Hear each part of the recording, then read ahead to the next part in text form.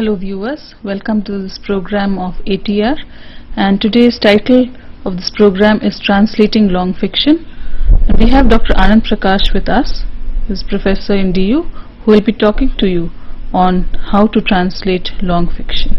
So over to Dr. Anand Prakash. Thank you, Mridula, and welcome viewers to the discussion on how to translate long fiction. We've already discussed different other forms of literature for the purpose of translating them into other languages, and we have gone into the specifics of each form, and these specifics have to be kept in mind while translating a text. Today, for that purpose, we would be going into the particular aspects of fiction and long fiction in particular. So let me tell you that generally fiction is the novel. Initially, the novel, as the word suggests, it means novelty or something new. This emerged in the 18th century, and there were novellas, and then the word novel came into existence.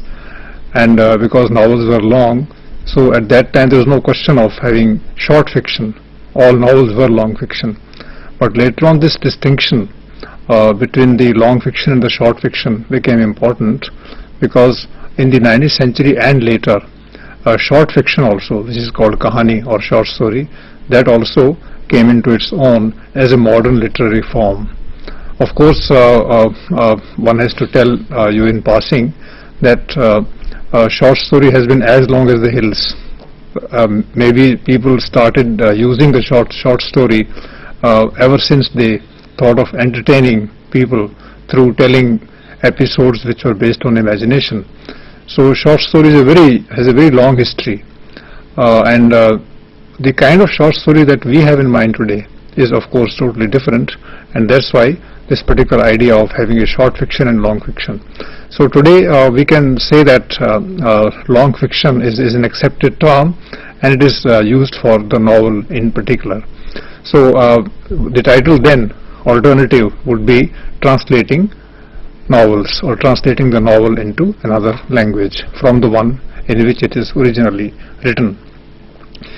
Now, as I've been doing earlier regarding other forms of literature for the purposes of translation, today I'll tell you some of the specific features of the novel. The novel, as I think once earlier also we discussed it, is one of the youngest forms in literature. It is as young as 200 or 250 years. Before that, we didn't have the novels the way we have them today. And it was to meet the requirements of a particular period in Europe.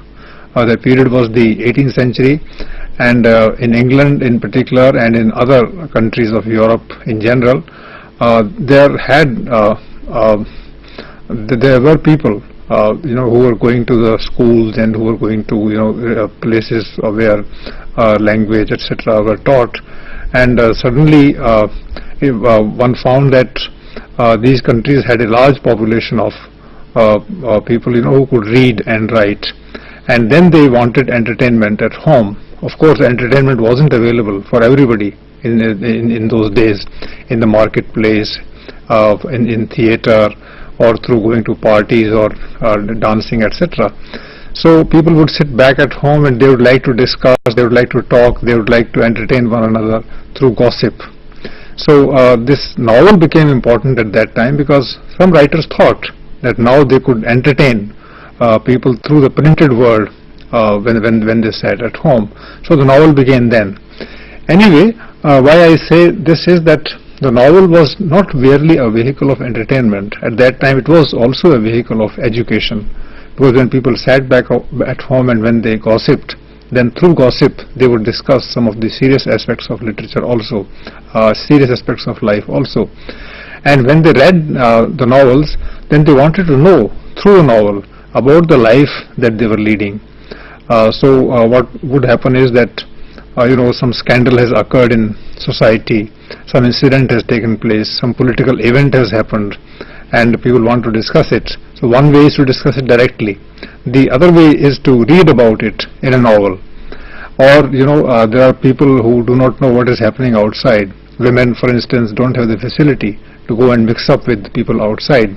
So how do they behave when they move out of home, etc.? This was a problem. And women didn't know. They were not exposed to the society outside.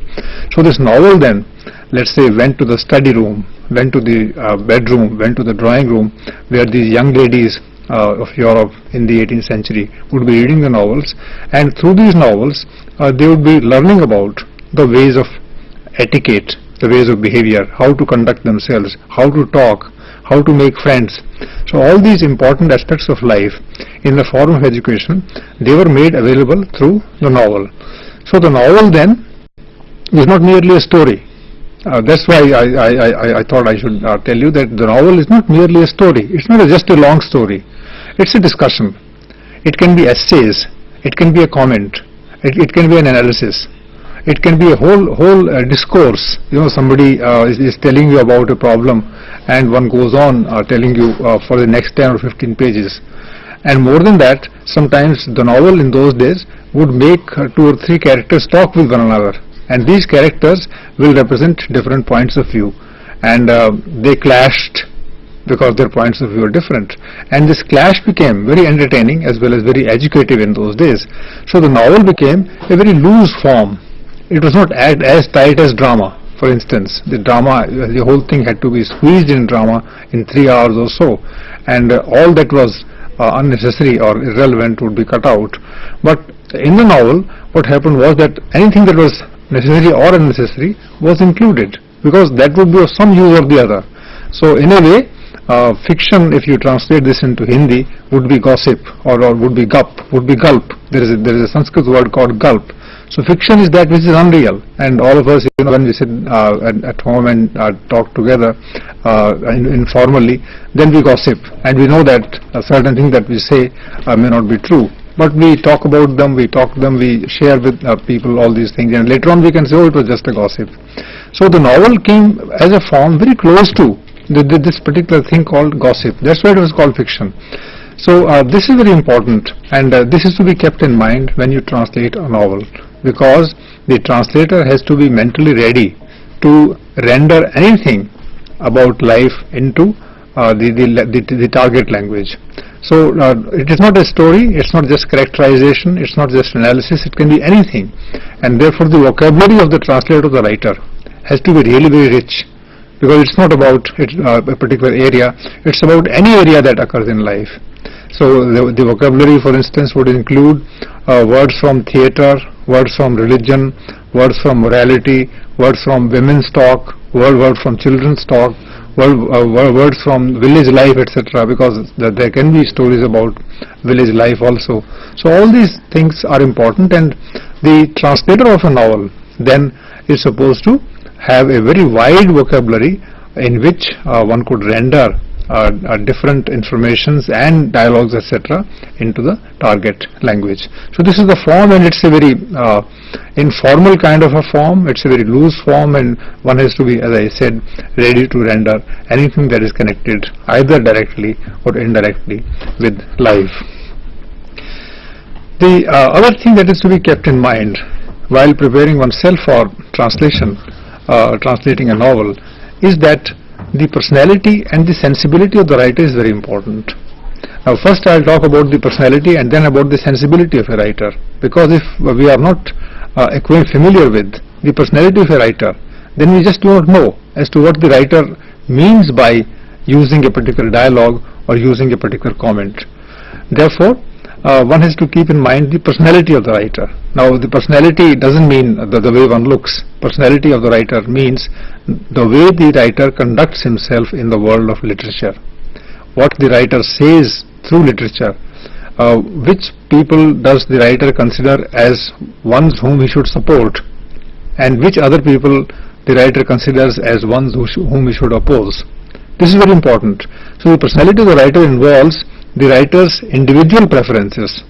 So, and 18th century is the century of politics. There is parliament in England, for instance, and this parliament is discussing all the social and political affairs, and the writers all take sides. For instance, if you have heard of Jonathan Swift in the 18th century, then he is a person who goes with monarchy. Then there are certain others who do not go with monarchy, they go with democracy. Henry Fielding is a writer who goes against the monarchy and against the feudal forces, etc., etc. Therefore, the writer's personality is important, whether one is supporting, let's say, tradition, one is supporting conservative ideas, or one is supporting radical ideas. So, if you know that a writer is a radical writer, then you should be ready to take a language, use a language which will express radical ideas, because radical ideas are those which attack tradition, which attack belief systems, which attack what is irrational. For instance, in India, if you attack casteism, then you are a radical person. If you attack inequality in society, then you are a radical person. If you attack religion, then you are a radical person. If you attack morality and you say that there has to be a different kind of morality today, then you are a radical person. And it is very important for the translator to know this kind of a personality of the writer, whether this writer is radical or this writer is conservative. For instance, if a writer is conservative, then one would talk a lot about things which cannot be understood. You can say that there are certain areas which human mind cannot enter, and therefore that should be left to the imagination of others. Now this is called mysticism, and there are writers which are mystically oriented also. There can be a religious mind, which always thinks of mysteries of life, miracles of life, etc., and one can write a story about that. There can be a novel inspired by Christianity. In India, it can be inspired by a person of this or that religion. So if you know the personality of the writer, then you would know that this person adheres to a particular set of beliefs, opinions, etc., and that is very important. If you don't keep it in mind, the harm will be that you will be using words which may go contrary to the purposes to which the writer wanted to put them. So this is what I mean by personality. Now the second point that I make in this context is the question of sensibility. Now personality is conscious. The writer knows what he is doing, and the writer knows whom he is attacking or whom he is supporting, and he or she always takes sides. For instance, that there can be, in the 19th century particularly, women writers who are attacking patriarchy, who are attacking inequality being meted out to women. I can just give one example that you already would have heard. This example is from Pride and Prejudice, which has a family that has 5 daughters.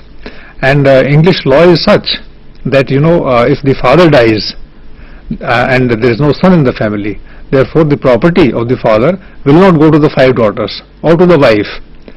According to the English law in the early 18th century, the property of the father after his death will go to the nearest male relative. So this is a very strange kind of anti-woman law, and the writer directly or indirectly is telling you that this is something that is going to bring destitution and poverty and deprivation to this family, and therefore the writer directly or indirectly is against this.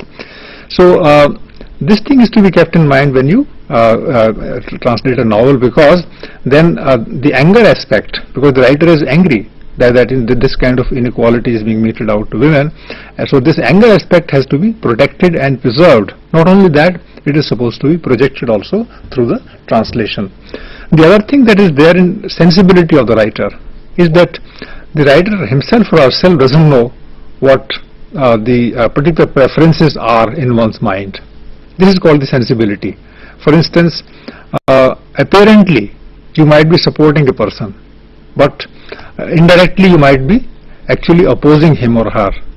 Now your sensibility, your mental makeup somehow does not measure up to your ideas. This is possible. Now there are examples of writers in the 19th century, particularly the writer of French literature called Balzac, who in his life, who in his personality, I used the word personality earlier, who would be supporting the cause of monarch. Of course, there was no monarch in the 19th century France. Already monarchy was dead, but they were supporters of monarchy. And Balzac, the great realist, he was supporting the people who were for monarchy in the 19th century itself. This was the writer's personality. But then what happened was that Balzac, in his sensibility, hated monarchy. In his personality, he supported them. In his sensibility, he hated them. He didn't like anybody who was supporting a monarch. He found them very clumsy. He found them very dull. He found them very bad company. So what happened was that when he wrote about the supporters of monarchy, then he would generally present them as idiots. Then he would present them people, who were ridiculous, who were laughable. So if you are a person trying to translate a novel, then you should not only understand the personal views, attitudes, opinions of the writer and one's personality, but also the sensibility of the writer. So sensibility is that mental makeup where sometimes there is a gap between what you think and what you actually are. So this sensibility also is to be captured before one takes up the idea of translation. Otherwise you will make or the right translator will make a mess of the whole thing. Because what is ultimately important in translation is to convey the attitude and the sensibility of the writer through the descriptions that are there in translation. The last thing that I say about the equipment of a translator while one is translating a work of long fiction is the challenge that the writer has, the translator has. In India, for instance, we don't have good translators. There's not a very nice, tradition of translating literature from other, languages. And the skills of translation that we are primitive so far as in Indian languages are concerned. There are exceptions, of course, and particularly during the national movement, we produced some good translators also. But gradually, the skill of translation became weak in India. But we all know that Russian literature is very powerful. Russian novel is very powerful, and we also know that Russian literature is available to us not through the Russian language but through the English translation. And if the Russian literature is powerful through English translation, then how powerful it would be in the original language can only be imagined. But what I'm pointing out is that in Russia there is a very strong tradition of translating from Russian literature into English. So English that way has become a kind of very effective vehicle of translation, and this challenge is there before us also. So what this I repeat, this is true about other forms, but this is also true about the form of the novel, that the challenge of the writer is to convey the totality of the meaning of a text, of a literary text, of a text of longer fiction, into the work of translation. And it's very difficult to capture the totality. Sometimes the beginning is nice, sometimes the middle area, sometimes the episodes are done very well, but then these episodes do not gel with other episodes, and then there are jerks. And particularly if the writer is using the dialogue form in the novel, then there are 4 or 5 people who are speaking 4 or 5 different dictions, 4 or 5 different sets of words, etc., registers they are using, and how to get those registers of language available in translation. Now this is one challenge that is particularly there for the writer of the translator of longer fiction, because it's a long text, and in long text there will be lots of variations. With every variation there will be a change in the style, change in the language also. And the last challenge that I talk about is the challenge of dialect. For instance, in the novel you are using sometimes dialect. Now how to translate a dialect into the target language is a question that has been raised many times in discussions on translation, and there is no proper answer to this. I just give an example. If you translate a novel by Charles Dickens, then you will find that Dickens sometimes picks up a character from a particular region of England, and Dickens then gives the dialect of that region to this character. And because Dickens has picked up this character from a semi-literate or illiterate group of people, therefore this person's grammar is going to be wrong, his or her words and sentences will not be manageable, and many of the words that he or she is using would also not be available. So how does the translator cope with this kind of a problem in translation? So this is a challenge of the dialect, and there are such other challenges, the challenge of tone, whether the tone of the speaker in the longer text can be properly captured through words in another language or not. And for that I suggest that when one translates a novel, then one has to read the novel very carefully 4 or 5 times, not just one novel that is to be translated, but as many novels of the same author as possible, so that you know finally what the writer is aiming at communicating through one's work to the audience. I'm out of the old school that way. Of course, a novel is an art form, no doubt, but I believe that it's also a documentary form. The novel, is a kind of long document, and if it's a document, then it carries opinions also. And if there are opinions, then these opinions have to be authentically represented through translated. Through the language of translation, and this is a challenge that one has to keep in mind. Now, I have a little time left for giving an inkling of what exactly can be the challenge. I have picked up a piece from a famous novel by a writer who was writing novels in Hindi in the 1940s, 50s, and he died in the early 60s. And this writer's name is Range Raghav, a famous writer. And the interesting thing about this Hindi writer is that he was a person from the south. He was born there, but his family had shifted to North India, and he lived in Agra. He also lived in Jaipur, and Hindi was his first language. Of course, he knew Sanskrit very well. He was the son of a very great Sanskrit scholar. And he had lived in small towns and villages, so he knew the dialects also very well. So just see his range of knowledge. He knew about the Jaipur life, he knew about the Agra life, he knew about the politics of India, and because his formative years were the national movement, he was born in the second decade of the 20th century. In 1940, for instance, he would be a young man trying to write, and he started writing very early. At the age of 13 he wrote.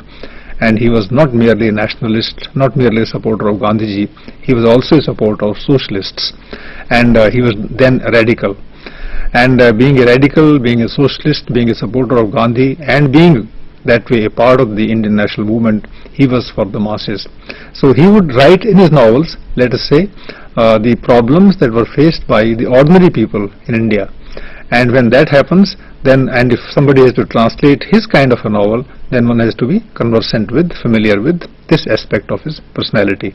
And his attitude was quite clear. He wanted to criticize the society. He wanted to criticize the society from also a very interesting angle. For instance, today we blame the government, the Sarkar, for everything, without realizing that there are pressures on the government, not merely from the people, but also from certain other pressure groups which are economic in nature, which are social in nature, etc., etc. So being a socialist writer, this person was presenting a very complex picture of the challenges that the ordinary masses faced from the powers that be.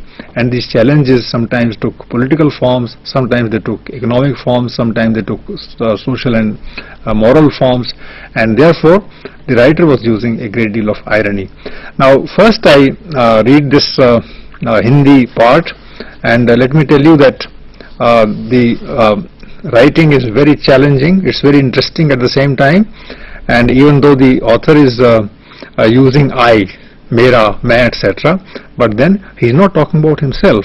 He's through his personal tone, through his personal emphases, he's talking about a general problem, and just see how many layers of meaning he's able to communicate through this small passage that I picked up from his novel, which is called Kab Tak Pukaroon.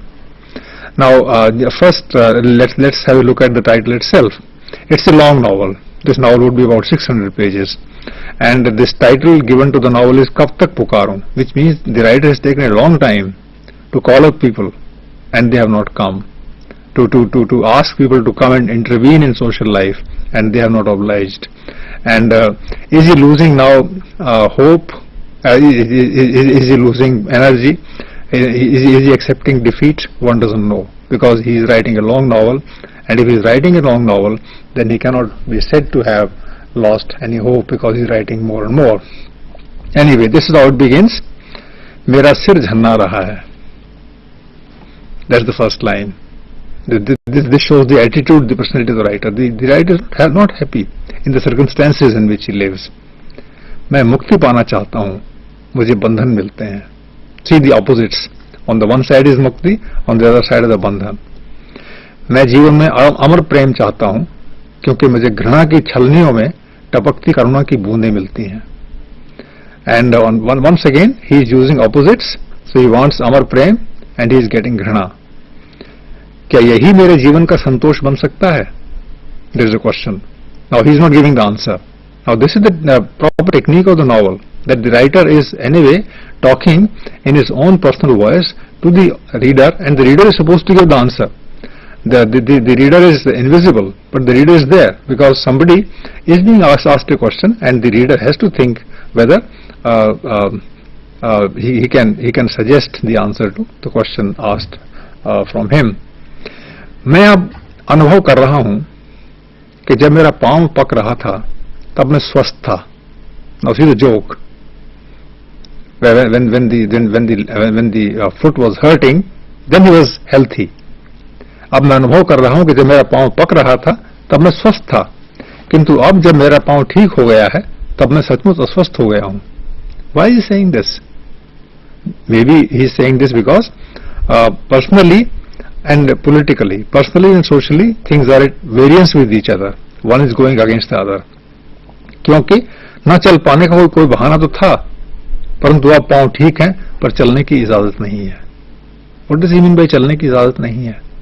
If your feet are strong, if your legs are strong, then of course you can move around. But there must be millions of people in the country who can move around, who can walk, but they have no permission from the powers that be to move around freely. धूप उतर आई है, भैया आ रहे हैं, उनके पैरों और सिर पर गांव की धूल छा रही है, और वे ये सब नहीं सोच रहे. वे कह रहे हैं जब फसल तैयार होगी तो सरकार नाज बाहर ले जाने पर रोक लगा देगी और हमें मजबूरन कम कीमत पर बनियों को सब माल बेचना पड़ेगा. This is the tragedy of the small peasant in the villages even today. This novel was composed in the 1950s, but then even today the poor person is supposed to sell the grain cheap in the market, because otherwise he doesn't have enough to eat and get things and facilities.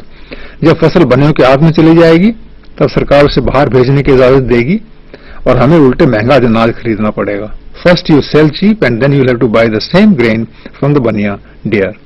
तुर्रा ये है कि पहले सरकार यहाँ की जनता के फायदे के नाम पर ऐसा करेगी और फिर भारत की जनता के लाभ के हेतु नया कानून लागू करेगी. Now just see the devious ways that the administration in the country is adopting in order to befool the masses. First they say the same thing in different ways, and then they take the reverse position, and then the language changes. मैं चाहता हूं इस विषमता को देखकर एक बार भयानकता से अट्टहास कर सकूं. It's a very paradoxical statement. You know, if you go into the structure of words, the structure of the sentence, then you realize that there are a number of negatives in this sentence. Vishamta is one negative, Bhayanakta is another, and Attahas is third. Attahas is very loud laughter. So how do you laugh fearsomely? So this is the problem with the translator, that the translator has to translate these different words which clash with one another, and one is not clear as to what exactly the author is saying. So that's how I come back to the original point, that you have to be familiar with the personality and the sensibility of the author, so that you can tell what exactly the author means by using such words which apparently go against one another. Now I sat down yesterday and tried to render this particular piece into Hindi on my own in order to face these challenges of translation firsthand and to share the experience with you.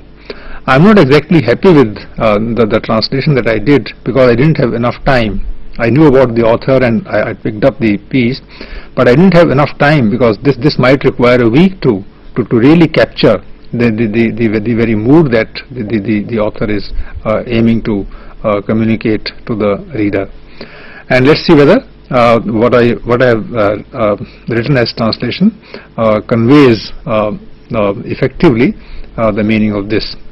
I translate the title as "How long shall I call out? Kab tak pukaru? My head is spinning. Whereas I long for freedom, it is shackles that bind me. I wish to achieve eternal love, since what I face are the tears of pity dripping from the sea of hatred. Is it this alone that could become my life's contentment?" There is a question, and then this question is not answered by the author oneself.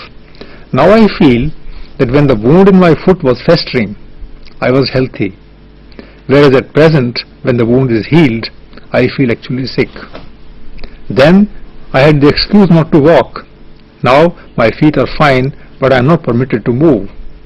The sun shines, my elder brother is walking towards me. His feet and head are covered with dust that rises from the village path.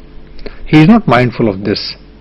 He says that when the crop is ready, the government would impose restriction on the movement of the grain and will be compelled to sell it at a measly price to the local merchant. Once this merchant has bought the grain, he will be allowed to send it out of the village to reap profit. This will result in our buying the grain later at a higher price." See the irony. Firstly, I use the word irony for turra, though this is what the trick is. Firstly, the government would do so that the masses are benefited, and thereafter enact a new law again to benefit the masses. So in both cases, even though there are differences of tone and message, but then the words used are the same. Finally, I wish to give out a fearful laughter in view of this queer phenomena. So what I have tried to do is to convey through this language of translation the conflicts and contradictions that are inherent in the original composition called the novel, from where this particular passage has been picked up. I am sure that what I have said about the general aspects of translation, the problems that one faces, the solutions and answers that one has to find and evolve, will make some appeal to you, will make some sense to you, and will inspire you to think further about the problems that I have shared with you. Thank you. Thank you, Dr. Anand Prakash, for giving such a good lecture to our students, and I hope our students have benefited from the kind of a lecture you have given us. Thank you. Thanks to you also.